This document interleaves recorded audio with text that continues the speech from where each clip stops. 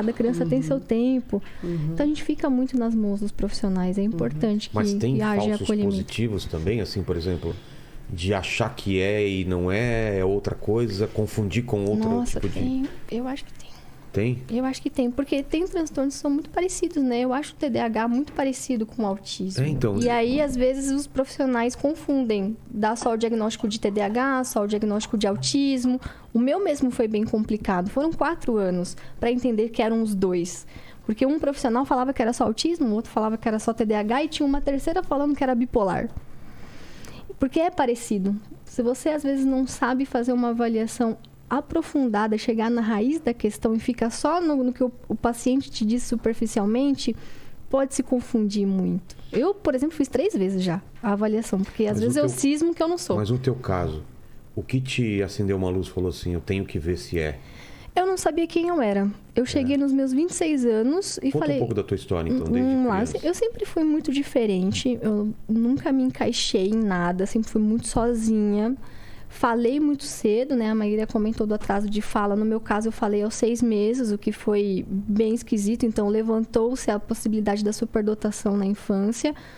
Mas cresci assim, uma criança diferente que ninguém entendia. Muito hiperativa, muito inteligente para algumas coisas e com muita dificuldade de se comunicar. Falou cedo, mas não sabia se expressar. Não comia nada, tive... seletividade alimentar, que é uma característica do autismo também, não comer certos alimentos. E foi passando. E na adolescência, eu era muito excluída. E aí eu pensei, não quero mais isso. Eu vou começar. Excluída por quê? Porque eu era diferente, né? Eu não me encaixava em nada, eu não gostava das mesmas coisas que as pessoas. O que eu gostava, ninguém tinha interesse em saber. Eu era quietona, né? Não falava. É porque até... essa é a confusão, porque até aí eu tô me encaixando exatamente. Né? Não, é verdade. E muitas pessoas que devem estar ouvindo falar, pô, eu era assim também. De me encaixar, de ser muito tímido, das pessoas me isolarem. Quando que isso pode ser preocupante?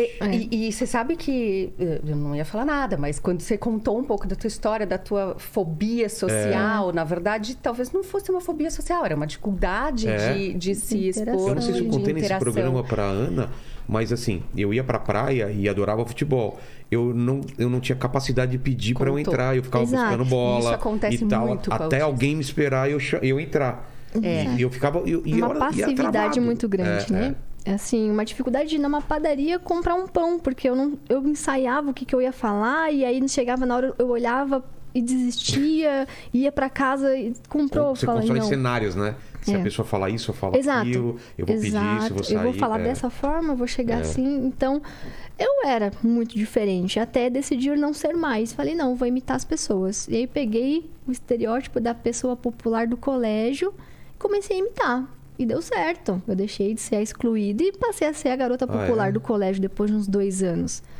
Só que começou a ter um desgaste muito grande, né? Então, comecei a beber para aguentar esse personagem.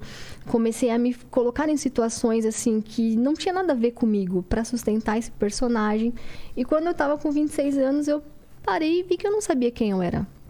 Que eu sempre imitava as pessoas. Eu estava com a Maíra, eu seria de um jeito. Eu estaria com o Vilela, eu seria de outro jeito. Eu agia conforme o que os outros queriam. E aí eu comecei a ir na terapia. E aí na terapia foi surgindo coisas. Depois de 1 ano e meio a gente chegou na possibilidade do autismo. Então não foi uma coisa rápida. Entendi. Porque muitos anos mascarando, que é uma característica de muitas mulheres no espectro, que é o masking.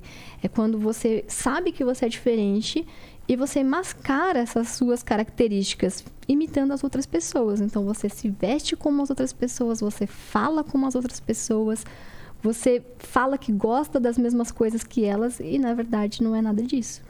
O masking é uma coisa que realmente atrapalha bastante o diagnóstico das mulheres. Entendi. E isso que você está falando, Tabata, é muito comum de ouvir no relato de outras mulheres adultas. Que elas montam, então, um personagem para serem aceitas, que é do que elas precisam desempenhar, e acabam gastando uma energia imensa naquilo para conseguirem pertencer àquele grupo, para conseguirem fazer o que é esperado delas, e acabam desenvolvendo outros transtornos, como depressão, ansiedade, né? Muito mais do que na população sem autismo, né? E até tomar remédio para todas essas outras coisas. Exato. Tanto que a maioria chega hoje para buscar tratamento não pelo autismo, por essas outras sintomas. Eu fui pela ansiedade, pela depressão, e aí foi investigando e foi chegando em outras coisas, né? E uma coisa que eu acho interessante a gente falar sobre o autismo, né? Que a Maíra comentou que tem vários tipos de autismo. É que quando o autismo está combinado com outras coisas, ele também vai ser diferente, né? Então, uma pessoa que é autista e ponto, ela vai ser de uma forma. Autista e TDAH, outra forma. Autista e bipolar, outra forma. Autista com deficiência intelectual, outra forma. Autista com superdotação. Então, por isso que é difícil a gente colocar todo mundo numa caixinha. Porque além do espectro ser diverso, você ainda tem as comorbidades, dupla excepcionalidade, tem outras Mas é muito questões, importante, né? a gente definir para as pessoas entenderem que a base do autismo é a interação social prejudicada. Isso existe em todos os tipos de autismo. Então, em pessoas verbais, como a Tabata, ela tinha dificuldade, mas ela conseguia mascarar. Algumas outras pessoas ou crianças não conseguem essa interação social porque não sabem o que falar, não sabem como iniciar as conversas. Quando iniciam, não sabem como continuar, não interpretam sinais sutis da comunicação, igual a gente estava falando, de quando faz gestos, mímicas, ou quando a pessoa, sabe, não tá mais afim de falar e fica, então ou beleza. Não é clara, né? E a pessoa não continua. É clara, não é concreta, não Acho é... que o maior trauma, assim, da minha infância foi quando eu tinha uns 4 anos, eu tava brincando no quintal do meu avô, passou um amigo dele e falou assim, oi, Tabata, como tá o vovô? E eu congelei, porque... O que quer dizer como tá o vovô? Vovô tá vivo, vovô tá em pé nesse momento. O que eu respondo? Você teve uma descarga de tá o adrenalina, ficou super ansiosa. E aí eu falei, eu não sei falar. E aí eu saí correndo e a partir daquele momento eu não falei mais com pessoas desconhecidas, porque eu me senti tão inadequada naquele cenário, assim, tão um ET de não entender aquilo, que eu fiquei com vergonha, sabe? Daí eu fui quieta até meus 13 anos, assim, eu falava muito pouco, com medo de não entender o que a pessoa queria de fato de mim.